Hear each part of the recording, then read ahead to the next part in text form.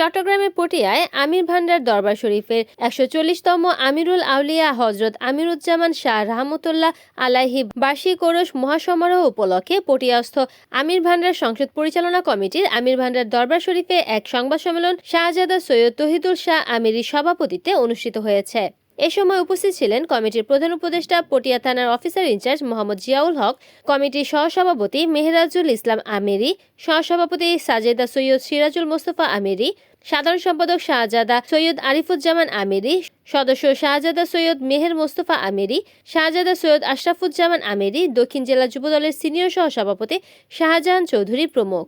আমির ভান্ডার দরবার ওরস উপলক্ষে দরবারের পক্ষ থেকে নানান কর্মসূচি নেওয়া হয়েছে এবং তা যথাযথ পালন করার জন্য আহ্বান জানানো হয়েছে। আমির ভান্ডার দরবার শরীফের সুনাম রক্ষার্থে সবাইকে আইন শৃঙ্খলা মেনে চলার আহ্বান জানান ওসি মোহাম্মদ জিয়াউল হক।